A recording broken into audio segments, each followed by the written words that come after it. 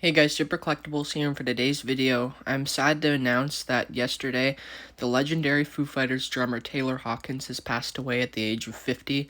So this news came out strikingly on the Foo Fighters social media pages. I saw it on Instagram, and they kind of just posted a little paragraph talking about Taylor's passing.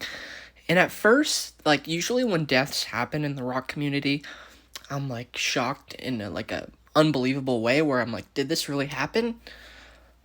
But for Taylor, I didn't think it was true considering yesterday the band released their um heavy metal, death metal concept album Dream Widow, which is kind of like a little soundtrack from their movie that came out last month, Studio 666.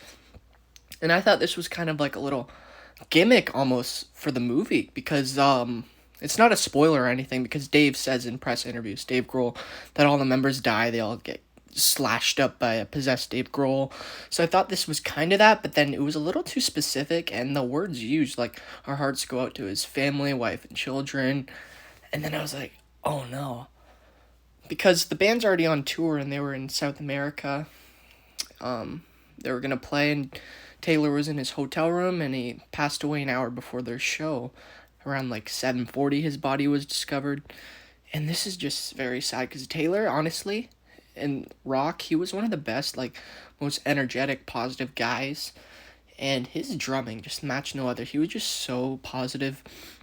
And he was a great singer, too.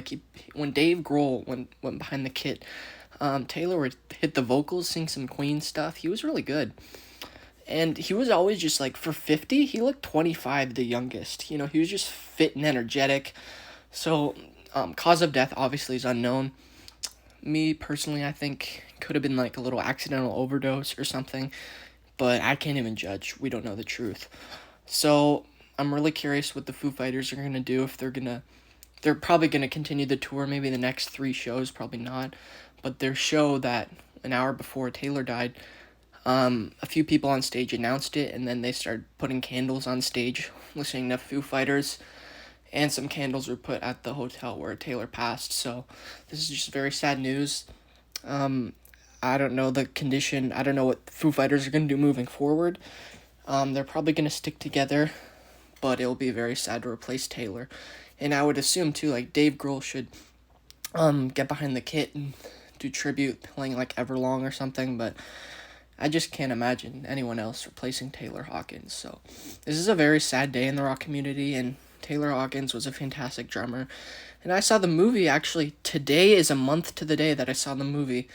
And yesterday, which is when Taylor died, it was a month since the movie came out, and I loved the movie.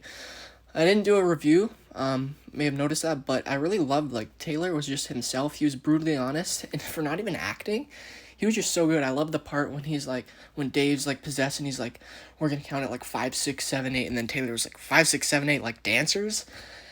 I kind of had a laugh at that. Taylor was funny in that movie. He was really good, and the movie will never be the same seeing his death scene in the film. So yeah, Taylor Hawkins, legendary Foo Fighters drummer, has passed away at age 50 yesterday.